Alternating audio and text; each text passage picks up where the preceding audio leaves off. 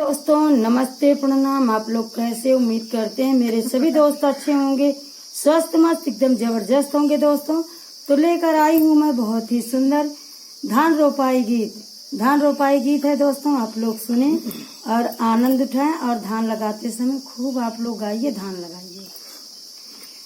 रामारी में जी में बरसई बादरिया हो ना, रामारी में जी में बरसई बादरिया हो ना, रामा में घाऊ बोलाइए कब बोलिया हो ना, रामा में घाऊ बोलाइए कब बोलिया हो ना, जाऊ तू ही बोला मैं गाऊ ये कब बोलिया हो ना, जाऊ तू ही बोला मैं गाऊ ये कब बोलिया हो ना, मैं गाऊ बोलिया तोरी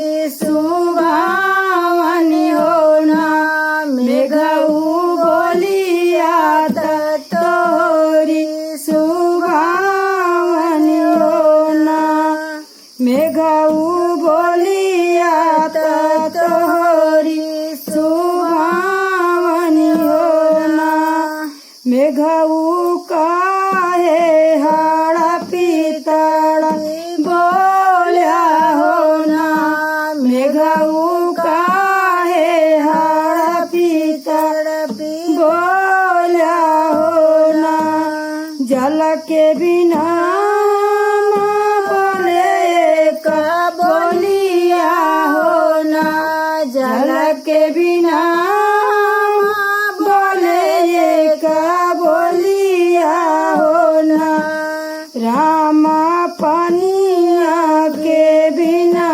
हड़पे तड़पे हो ना, रामा पनिया के बिना हड़पे तड़पे हो ना, रामा में गाऊ बोलाइए का बोलिया हो ना, रामा में गाऊ बोलाइए का बोलिया हो ना, हथवाई जोड़ी में गाऊ मंगरम से पानिया हो ना, हथवाई जोड़ी में गाऊ मंगरम से पानी आई हो ना, मैं गाऊ नहीं जला बरसई आई हो ना, मैं गाऊ नहीं जला बरसई आई हो ना, मैं गाऊ नहीं जला बरसई आई हो ना, रामारी माझी झिमक बरसई दाइया हो ना, रामारी माकी झिमकी बरसई दाइया हो ना। तो दोस्तों ये धान रोपाई गीत आप लोग को कैसा लगा तो आप लोग कमेंट में जरूर बताना दोस्तों। फिर हम लोग नया वीडियो नया गीत के साथ दोनों बहन आप सबकी सेवा में उपस्थित होंगे दोस्तों। तब तक के लिए आप सबसे विदा लेते हैं। नीलम शोभा सुनवै लगवहिया हो ना, सखी सुना माना सब लाई हो ना। तो दोस्तों बाय बाय, नेक्स्ट वीडियो में मिलेंगे।